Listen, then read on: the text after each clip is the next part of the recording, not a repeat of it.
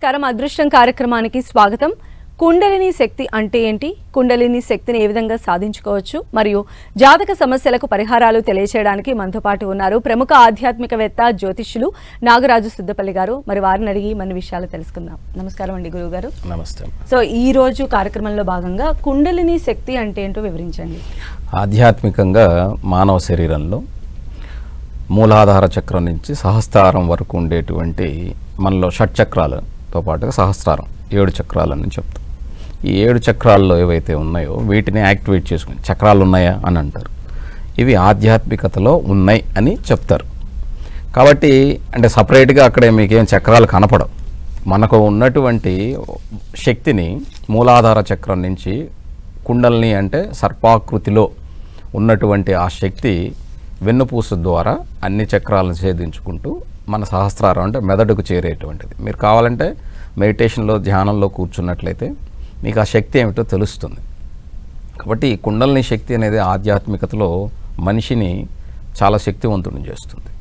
అన్ని విధాలుగా నీ బ్రెయిన్ని కూడా చాలా షార్ప్ చేస్తుంది. కాబట్టి ప్రశాంతత అనేది సాధించుకోవాలి ఆధ్యాత్మిక అంటే అక్కడ ఏదో ఏమంటారు అద్భుతమైన వరాలు వస్తాయనో లేకపోతే ఇంకోటో అలాంటివి నేను చెప్పను. కాకపోతే నీ యొక్క మూలాధార చక్రం నుంచి సహస్రారానికి కానీ ఒక వాయు రూపంలో అంటే మనకున్నటువంటి గాలి మనం పీల్చేటప్పుడు ఒక సర్పాకృతిలో అంటే కదలిక ఎలా అంటే సర్పం ఎలా వెళ్తుంది కదా అలాగా నీ శిరస్సుకు కానీ చేరగలిగితే నువ్వు గమనించగలిగితే అది గమనిస్తాం ఖచ్చితంగా. అది కుండలిని శక్తి అంటాం. ఈ శక్తి ద్వారా మనిషి యొక్క శరీరంలో ఉండేటువంటి శక్తితో పాటు అన్ని రకాలైనటువంటి శక్తులు యాక్టివేట్ అవుతాయి. అంటే మనిషికి జ్ఞానశక్తితో పాటుగా ప్రతిదీ అంటే ఆలోచన విధానంలోనే మనకు ఉన్నటువంటి శక్తులన్నీ ఉంటాయి. ఈ ఆలోచన విధానాన్ని మార్చుకోవటానికి కోసమే సహస్రారం అంటే ఎక్కడ ఉంటుంది, మరి అక్కడ ఏముంటుంది, బ్రెయిన్ ఉంటుంది. కాబట్టి ఆలోచన విధానంతో పాటుగా మనకున్నటువంటి తెలివితేటలతో అన్నిటినీ కూడా మనం అసలు ఏమీ తెలివి లేనటువంటి వాడు కూడా మహాజ్ఞానిగా కనపడతాడు మనకి. అది ఎలా అంటే ఈ కుండలిని శక్తి ద్వారా. గురుగారు మీతో మాట్లాడడానికి ప్రకాష్ గారు ఉన్నారు నల్గొండ నుంచి. ప్రకాష్ గారు, ప్రవీణ్ గారు. హలో ప్రవీణ్ గారు, నమస్తే అండి. ఎవరి గురించి తెలుసుకోవాలనుకుంటున్నారు? డేట్ ఆఫ్ బర్త్ చెప్పండి. నా గురించే మేడం. డేట్ ఆఫ్ బర్త్ చెప్పండి. 17/2 ఓకే 1998. ఓకే. టైం అండి? 1:30 మేడం, ఎర్లీ మార్నింగ్. ఓకే. ఎక్కడ పుట్టారండి? నల్గొండ మేడం. నల్గొండ. ఓకే. ఏం తెలుసుకోవాలనుకుంటున్నారు? అదే గురుగారు, నమస్కారం గురుగారు. నమస్తే నాన్న, చెప్పమ్మా. అదే గురుగారు, నా గురించి నా కెరీర్ గురించి తెలుసుకోవాలనుకుంటున్నాను. నా జాతకం ఎలా ఉంది, ఏమైనా దోషాలు ఉన్నాయా?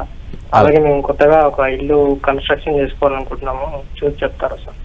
అలాగే ఇక్కడ మీ యొక్క జన్మ లగ్నం వచ్చేసి వృశ్చిక లగ్నం, రాశి తులారాశి, నక్షత్రం చిత్తా నక్షత్రం, 3వ పాదం. జన్మజాతక రీత్యా ఇక్కడ ఉన్నటువంటి జాతకంలో నీకు సప్తమాధిపతి అయినటువంటి శుక్రుడు కుటుంబ స్థానంలో చాలా చక్కగా ఉన్నాడు. అలాగే నీ దశమాధిపతి అయినటువంటి రవి జాతకంలో విద్యాస్థానంలో ఉన్నాడు. దశమంలో రాహు ఉన్నాడు. సర్పదోషం లేదు కానీ జాతకంలో కుజదోషం అయితే ఉన్నది. ఈ కుజుడు 4వ ఇంట్లో అంటే గృహస్థానంలో కేతువుతో గురువుతో రవితో కలిసి ఉన్నటువంటి గ్రహాల యొక్క స్థితి 4వ ఇంట్లో ఉన్నాయన్నమాట. ప్రస్తుతం గురుమహాదశలో కేతులో రాహు జరుగుతుందమ్మా. ఈ జాతకరీత్యా ఏమిటంటే ఇది కొంచెం గృహానికి సంబంధించి ఇప్పుడు ఇదంత అనుకూలమైనది కాదు. ఈ నవంబర్ తర్వాత గృహానికి సంబంధించి ట్రై చేయండి. ఉద్యోగానికి అంటావా, ఉద్యోగం కూడా ఇప్పుడు కొంచెం ఇబ్బందికరమైనటువంటిది. అంటే కెరీర్ వైజ్గా నీకు ఈ శుక్రుడు వస్తే సప్తమ స్థానానికి సంబంధించి గురువు సప్తమానికి అంటే శుక్రుడు కూడా గురువు అనమాట, దైత్య గురువు అంటాం ఆయన్ని. కాబట్టి ఆయన కూడా గురువే. చాలామంది గురువుగా భావించరు కానీ ఆయన ఓన్లీ దేవతా గురువు అయినటువంటి బృహస్పతిని మాత్రమే గురువుగా చూస్తూ ఉంటారు. ఇది చాలా తప్పు. శుక్రుడు కూడా గురువే. కాబట్టి ఈ గురువుల్లో కూడా ఈయన 2వ స్థానంలో ధనస్థానంలో సప్తమాధిపతి ఉండటంలో వివాహం ద్వారా నువ్వు అన్నీ సాధించుకోనవచ్చును. కాబట్టి నీ భార్య ద్వారానే నీ జీవితంలో అన్నీ నీకు లభించేదానికి అవకాశం ఉన్నది. మరి జాతకంలో దోషం అంటే కుజదోషం ఉన్నది. రాహు ఇక్కడ 10వ స్థానంలో ఉన్నాడు. కుజకేతువుల కలయిక 4వ ఇంట్లో ఉన్నది. కాబట్టి ఇక్కడ రాహుకేతువుల యొక్క పూజ కాళహస్తిలో చేస్తారు కదా, అలా చేయించుకొని ఉంటే మంచిది. 6 నెలలకు ఒకసారో సంవత్సరానికి ఒకసారో చేయించుకోండి. లేదా మేము వెళ్ళమండి అంత దూరం అని అనుకుంటే ప్రతి ఆదివారం రోజున సాయంకాలంలో ప్రదోషకాల సమయంలో ఎక్కడైనా సరే, అంటే ఇంట్లో దీపం పెట్టవచ్చా, ఇంట్లో దీపం పెట్టకుండా ఈదులో పెడతారా? ఇది చాలామందికి అది ఏమైపోయిందంటే కొన్ని మాత్రం మంచి విషయాలను కూడా నాలా చెప్పేవాళ్ళు వాళ్ళ స్వార్థం కోసం లేకపోతే వాళ్ళ జీవన విధానం కోసం, క్షమించాలి నన్ను, చెప్పటం తప్పు. కాబట్టి ఇంట్లో దీపం 100% పెట్టుకోవచ్చు. ఎందుకంటే భగవంతుడు సర్వవ్యాపి అయి ఉంటాడు. కాబట్టి భగవంతుడు సర్వవ్యాపి అయి ఉన్నప్పుడు నీకు చూసేటువంటి ఆ శక్తి లేదు. కాబట్టి ఒక విగ్రహాన్నో ఒక రూపాన్నో ఒక చెట్టునో పుట్టనో ఈ విధంగా పెట్టడం జరిగిందే తప్ప ఇంకొకటి లేదు. కాబట్టి నువ్వు ఇంట్లోనే, నువ్వు ఎక్కడికి వెళ్ళబలేదు. ఒక ఇంట్లో నిమ్మకాయ దీపాన్ని చక్కగా మీ ఇంట్లో పెట్టుకోవచ్చు. నీ గుడి అంటే మందిరంలోనే పెట్టుకోవచ్చు, లేదా ఇంటి గుమ్మం దగ్గర పెట్టుకోవచ్చు. అలా పెట్టి ప్రతి ఆదివారం రోజున మొక్కొచ్చినటువంటి గింజల్ని భూతదయ చూపించాలి. భూతదయ అంటే పక్షులకి, చిన్న చిన్న క్రిమి కీటకాలకి మనం వాటిని కూడా పోషించాలి. అంటే చీమలు లాంటి వాటిని భూతదయ అంటాం దాన్ని. దానికి మొక్కొచ్చినటువంటి సజ్జ గింజలను వేయండి. దాని ద్వారా ఈ దోషానికి పరిహారం తప్పక లభిస్తుంది. నెక్స్ట్ కాల్ రండి. మధుబాబు గారు ఉన్నారు భద్రాచలం నుంచి. నమస్కారం అండి మధుబాబు గారు. నమస్తే అమ్మా. ఎవరి గురించి తెలుసుకోవాలనుకుంటున్నారు? డేట్ ఆఫ్ బర్త్ చెప్పండి. మా అబ్బాయి గురించి అండి. ఓకే, డేట్ ఆఫ్ బర్త్ చెప్పండి. 14/11. ఓకే,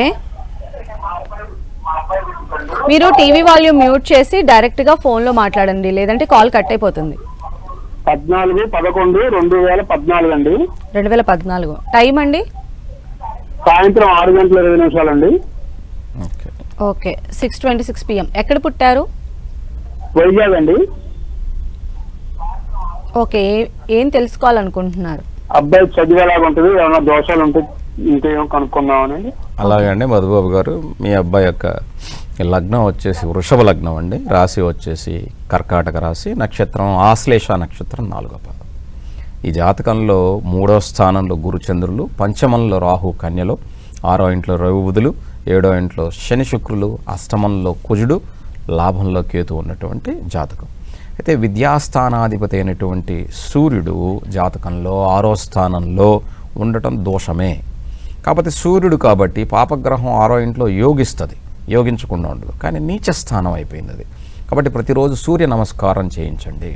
దీని ద్వారా ఖచ్చితంగా అతను మొదట్లో కొంచెం విద్య మీద ఆసక్తి చూపించకపోయినప్పటికీ తర్వాత కాలక్రమంలో తప్పక ఆసక్తి చూపించేదానికి అవకాశం ఉన్నది. ప్రతిరోజు సూర్య నమస్కారం. అలాగే 8వ ఇంట్లో కుజుడు ఉన్నాడు. ఇక్కడ ఈ అష్టమ కుజుడు, సప్తమాధిపతి అయి అష్టమంలో ఉన్నటువంటి కుజుడు మిత్రరాశిలో ఉన్నాడు, కానీ ఏ గ్రహం యొక్క దృష్టిలో లేనందువల్ల కారకో భావనాశాయ, పాపగ్రహమై అష్టమ స్థానంలో యోగించాలి కదంటే ఇది యోగించదు. కుజుడు అష్టమంలో దోషాన్ని ఇస్తాడు.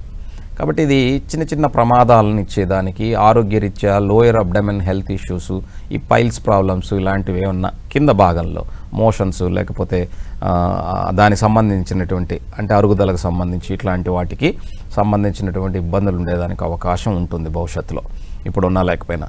కాబట్టి ఈ కుజదోషానికి ఎక్కువ ఫైబర్ ఫుడ్ ఎక్కువ తీసుకోవాల్సి ఉంటుంది, వాటర్ ఎక్కువ తీసుకోవాలి, ఫైబర్ ఎక్కువ తీసుకోవాలి. ఎందుకంటే 8వ స్థానం అంటే లోయర్ అబ్డమెన్ అన్నమాట. కాబట్టి ఈ స్థానానికి సంబంధించినటువంటి ఇబ్బందులు రాకుండా ఉండటం కోసం తప్పకుండా మంచి ఫైబర్ ఉండేటువంటి ఫుడ్ని తీసుకుంటూ ఎక్కువ నీళ్లు తీసుకునే మాదిరిగా, అంటే బిడ్డలు ఇలాంటి వాళ్ళు ఎక్కువ నీళ్లను తాగరు అనమాట. అలాంటిది చేస్తే తప్పకుండా దానికి ఆరోగ్యరీత్యా మంచి పరిహారం లభిస్తుంది. నెక్స్ట్ కాల్ అండి. ఆకాష్ గారు ఉన్నారు చిలకలూరిపేట నుంచి. ఆకాష్ గారు నమస్తే అండి. ఎవరి గురించి తెలుసుకోవాలనుకుంటున్నారు? నా గురించి తెలుసుకుందాం అనుకుంటున్నానండి. డేట్ ఆఫ్ బర్త్ చెప్పండి. హలో, డేట్ ఆఫ్ బర్త్ చెప్పండి. 12th April 2004. 2004. ఓకే, ఎప్పుడు పుట్టారు? టైం 6 to 7 మధ్య పుట్టానండి. Morning evening? మార్నింగ్ 6 to 7 మధ్యలో. ఎక్కడ పుట్టారు?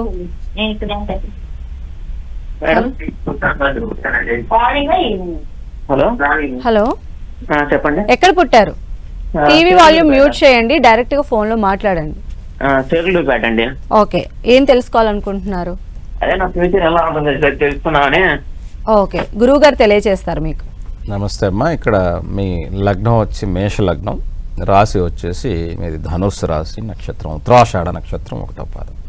అయితే లగ్నంలో బుధుడు వక్రించి రాహుతో ఉన్నాడు, 2వ ఇంట్లో శుక్రుడు స్వస్థానంలో ఉన్నప్పుడు కుజుడితో ఉన్నాడు, 3వ ఇంట్లో శని, అలాగే 5మంలో గురు, 7మ కేతు, 9వ ఇంట్లో చంద్రుడు, అలాగే 12వ ఇంట్లో రవి ఉన్నటువంటి జాతకం. ఈ జాతకరీత్యా ప్రస్తుతం కుజమహాదశ జరుగుతుంది. ఈ కుజుడు శుక్రుడి యొక్క అంతర్దశ జరుగుతుందమ్మా. ఇది 2026 మార్చి దాకా బాగాలేదు. దీనివల్ల కుటుంబ ధన సంబంధమైన విషయాల యందు నీకు మాటలు తప్పవు, అలాగే ఇబ్బందులు కూడా కలుగుతాయి. కాబట్టి దీనివల్ల ఈ కుజమహాదశ ఉన్నంత వరకు కూడా నువ్వు ఎక్కువగా ఎవరితో ఆర్గ్యూ చేయకుండా ఉంటే బాగుంటుంది. ఎప్పటి వరకు? 2027 ఫిబ్రవరి వరకు ఎవరితోనే ఎక్కువగా ఆర్గ్యూ చేయొద్దు. సైలెంట్గా వెళ్ళిపోతేనే నీకు అన్ని విధాలా మంచిది. అందులో కూడా ఈ వచ్చే మార్చి దాకా ఇంట్లో వాళ్ళతో అసలు వాదన చేయొద్దు. ఇంట్లో ఉన్నటువంటి ధనాన్ని అనవసరంగా వ్యర్థం చేసుకోవద్దు, ఎందుకంటే భవిష్యత్తులో అది నీకు ఉపయోగపడుతుంది. కాబట్టి ఈ దోషం ఉన్నందువల్ల తప్పకుండా ఇబ్బంది పడతావు. కాబట్టి ఆ ఇబ్బందుల నుంచి నువ్వు బయటపడడం కోసం చాలా ఈజీ పరిహారం అంటే పూజలు అవసరం లేదు. నువ్వు మాట్లాడకుండా ఉంటే చాలు, రెస్పాన్స్ అవ్వకుండా ఉంటే చాలు, కొంచెం రోషంగా మాట్లాడకుండా ఉంటే నీ భవిష్యత్తు తప్పకుండా బాగుంటుంది. ఎందుకంటే మాట అనేది కత్తి కంటే పదునైనది. అది కత్తి గాయమయ్యే చేస్తుంది, కానీ మాట మనిషిని చంపేస్తుంది. కాబట్టి ఇది కొంచెం జాగ్రత్తగా నువ్వు కానీ తెలుసుకోగలిగితే నీ భవిష్యత్తు చాలా బాగుంటుంది. ఎందుకంటే 4వ స్థానాధిపతి, సుఖస్థానాధిపతి అయినటువంటి చంద్రుడు భాగ్యరాశిలో అద్భుతంగా ఉండి, భాగ్యాధిపతి అయినటువంటి గురువు 5మంలో ఉండి తన 5మ దృష్టితో చాలా అద్భుతంగా చూస్తున్నాడు. ఈ చిన్న దోషాన్ని నువ్వు అంటే మన నోటి దురుసుతనం అంటాం, అది నాకు లేదండి అనొచ్చు. లేకపోయినా కూడా ఒక్కోసారి మనం మాట్లాడే మాట ఎలా ఉంటుందంటే పదునుగా ఉంటుంది, ఇబ్బందిగా ఉంటుంది ఎదుటి వాళ్ళకి. అది మిమ్మల్ని జీవితంలో ఇబ్బంది పెడుతుంది. అది లేకుండా ఉంటే మీ జీవితం బాగుంటుందమ్మా. నెక్స్ట్ కాలర్ ఉన్నారండి, ప్రహర్ష గారు, తుని నుంచి. ప్రహర్ష గారు మేడం నమస్తే అండి. ఎవరి గురించి తెలుసుకోవాలనుకుంటున్నారు? నా గురించి తెలుసుకోవాలనుకుంటున్నాం madam. Okay, date of birth చెప్పండి. 22/5/2002. 2002. ఓకే, టైం అండి? 9:05 పొద్దున్న. 9:05 మార్నింగ్. ఎక్కడ పుట్టారు? తునిలో. ఏం తెలుసుకోవాలనుకుంటున్నారు? ఉద్యోగం గురించి వస్తుందా రాదా అని. ఓకే అండి, తప్పకుండా గురువు గారు తెలియజేస్తారు. నమస్తే అమ్మా. నమస్తే గురూజీ. చెప్పండి తల్లి. అది ఉద్యోగం వస్తుందా అని. ఏ ఉద్యోగం కోసం ట్రై చేస్తున్నావు నాన్న? అదే కంపెనీలో, ఐటీ కంపెనీ, ఎంఎన్సీ కంపెనీలో ప్రయత్నం చేస్తున్నావు. ఇక్కడ నీ లగ్నం వచ్చేసి మిథున లగ్నం, రాశి కన్యా రాశి, నక్షత్రం ఉత్తర ఫల్గుని నక్షత్రం, 4వ పాదం నాన్న. లగ్నంలో గురు, శుక్రుడు, అలాగే కుజుడు, విద్యాస్థానంలో చంద్రుడు, జాతకంలో ఇక్కడ 6వ ఇంట్లో కేతు, 12వ స్థానంలో 4 గ్రహాలు ఉన్నాయి. రాహు, శని, బుధుడు, రవి కలిసి ఉన్నటువంటి సంపూర్ణమైన కాలసర్పయోగంలో ఉన్నటువంటి జాతకం ఇది. ప్రస్తుతం రాహుదశ జరుగుతుంది, రాహులో కూడా శని జరుగుతుంది, శని మొదలైంది. కాబట్టి నీకు ఉద్యోగానికి ఏమి ఇబ్బంది లేదు. ఉద్యోగం అక్టోబర్ నెలలో 18వ తారీఖు తర్వాత నీకు ఉద్యోగం మార్చి 14, 2026 మధ్యలో ఉద్యోగ అవకాశం ఉంది. ప్రయత్నం చేయి, ఓడిపోయినా ప్రయత్నం చేయి, మళ్ళా ప్రయత్నం చేయి, కానీ వదిలిపెట్టకు. ఆ మధ్యకాలంలో తప్పకుండా వస్తుంది. ఒకవేళ ఏదన్నా ఇంటర్వ్యూ ఫెయిల్ అయితే దాన్ని అనుభవం కింద తీసుకోగానే ఎవరో ఎగతాళి చేసినట్టుగా నేను ఆ ఇంటర్వ్యూలో నాకు రాలేదని ఫీల్ అయితే నీవు జీవితంలో పైకెదగవు. ఇది మాత్రం గుర్తుపెట్టుకోవాలి. కాబట్టి ఖచ్చితంగా ప్రయత్నం చేస్తూ ఉండు, దానిది నీకు అనుభవంగా ఉపయోగపడుతుంది. కానీ ఈ అక్టోబర్ నుంచి నెక్స్ట్ మార్చి 14 లోపుగా నీకు ఉద్యోగ అవకాశం ఉన్నది. గట్టిగా ప్రయత్నం చేయి. నెక్స్ట్ రజనీ కుమార్ గారు ఉన్నారు, అమరావతి నుంచి. రజనీ కుమార్ గారు హలో. నమస్తే అండి. ఎవరి గురించి తెలుసుకోవాలనుకుంటున్నారు? డేట్ ఆఫ్ బర్త్ చెప్పండి. నమస్తే మేడం. నా గురించి డేట్ ఆఫ్ బర్త్ చెప్పండి. June 21, 98 madam. 1998. 21 June 1998. Okay, time అండి? టైం మిడ్-నైట్ అండి, 12 దాటినాక. ఆఫ్టర్నూనా, మార్నింగ్? నైట్ అండి. Okay okay. ఎక్కడ పుట్టారు? అక్కడేనండి, అమరావతిలో, కురగల్ అనే గ్రామం. ఓకే, ఏం తెలుసుకోవాలనుకుంటున్నారు? అదే అసలు వ్యాపారం కానీ విద్య అయిపోయిందండి. వ్యాపారం ఇలాంటి వాటిలో చూద్దాం అనుకుంటున్నాను. ఎలా ఉంటుందో గురువు గారిని ఒక సలహా తీసుకున్నా. తప్పకుండా మీకు తెలియజేస్తారండి. మీరు అడిగే ప్రశ్నలోనే మీకు క్లారిటీ లేదు రజనీకాంత్ గారు. రజనీకాంత్ మీ పేరేంటి? రజనీ కుమార్ గారు. రజనీ కుమార్ గారు. ఓకే, ఫస్ట్ ఎడ్యుకేషన్ అయిపోయింది గురువు గారు. అదేమ్మా నేను చెప్తా. జాబ్ ఏమి రావట్లేదు, దాని పరంగా వ్యాపారంలో ఏమైనా దిగుదామా అని చెప్పి. అర్థమైంది నేను చెప్తా.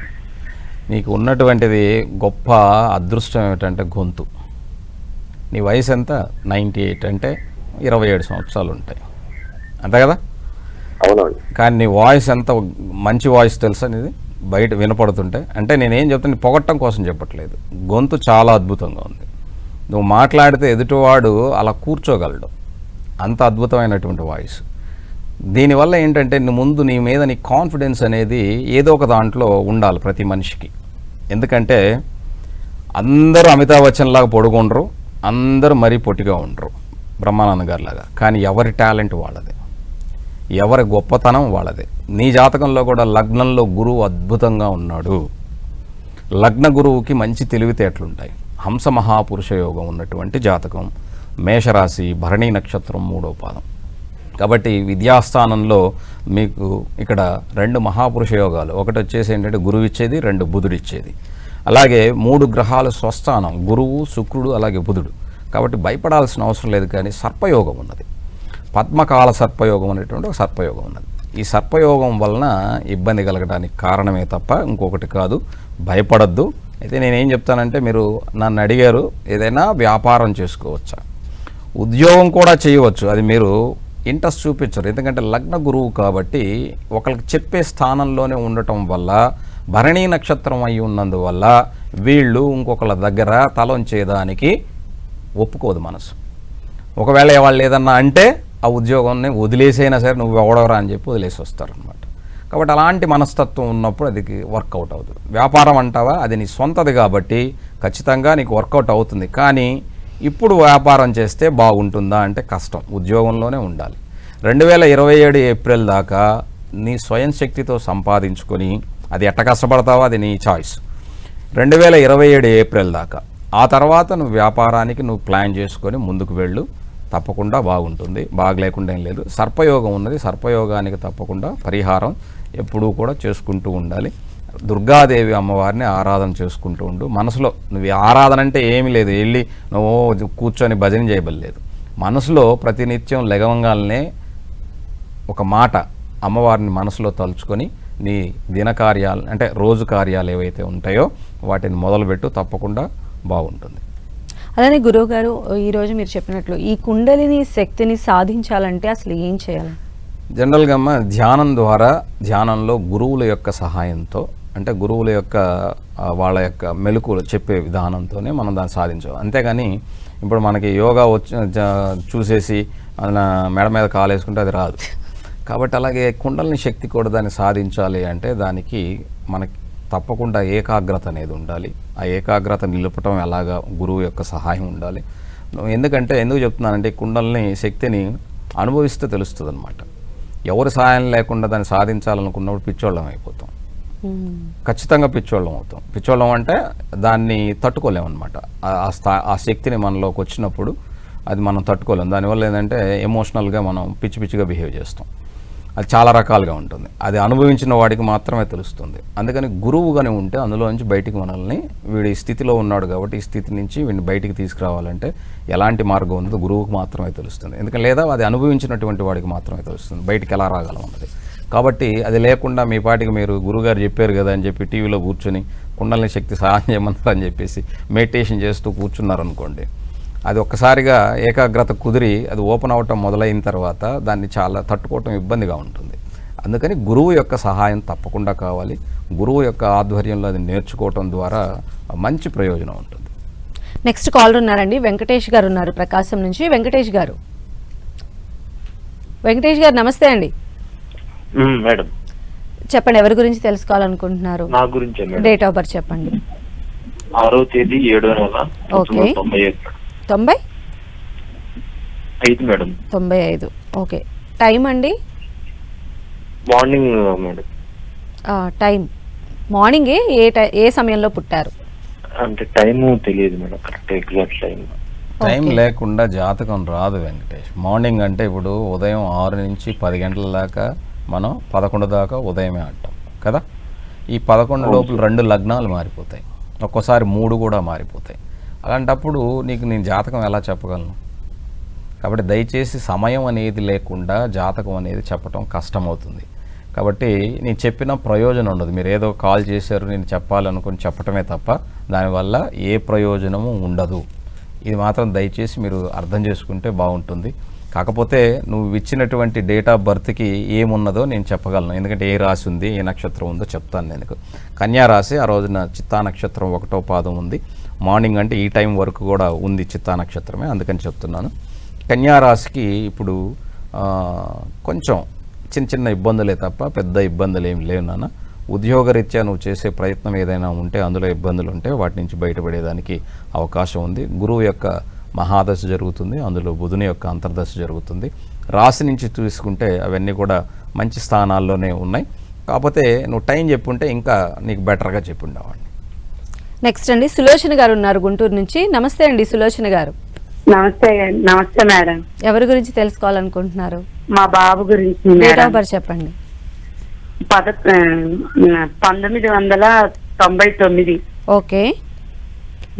పుట్టిన తేదీ నెల? మార్చి 7వ తారీఖు. Okay. Time 10:40 night. Okay, PM. ఎక్కడ పుట్టారండి బాబు? నర్సరావుపేట మేడం, గుంటూరు జిల్లా. ఓకే. ఏం తెలుసుకోవాలనుకుంటున్నారు? బాబు బాగా బాధపడుతున్నాడు మేడం, జాబ్ రాక. ఓకే, గురువు గారు తెలియచేస్తారండి. నమస్తే అమ్మా. ఇక్కడ మీ అబ్బాయి నమస్తే అమ్మా. ఇక్కడ 7వ తారీఖు 3వ నెల 1999 రాత్రి 10:40 అని చెప్పారు.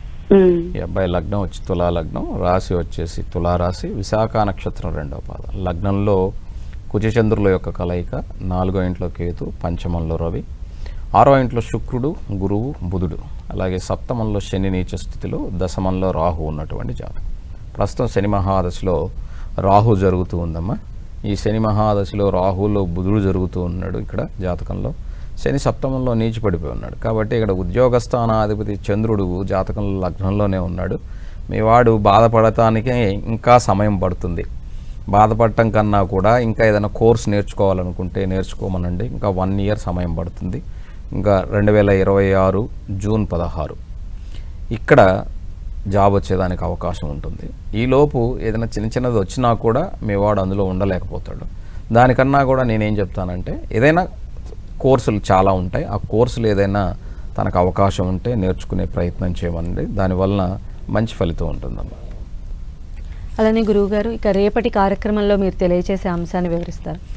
ఇక్కడ ప్రతి మనిషి జీవితంలో అందరికీ డబ్బులు కావాలి. ఇప్పుడు మనం చూస్తే ఉద్యోగం అంటే బ్రతుకు. ఈ బ్రతుకు సంబంధించినంత వరకు మనం అందరం కూడా లక్ష్మీదేవి ఆరాధన చేస్తాం. అసలు లక్ష్మి అంటే ఏమిటి, ఆ లక్ష్మీదేవిని ఏ విధంగా మనం సాధించుకోవచ్చో మనం తెలుసుకుందాం. ధన్యవాదాలు గురువు గారు. నమస్తే. ఇది ఇవాల్టి అదృష్టం కార్యక్రమం. నమస్కారం.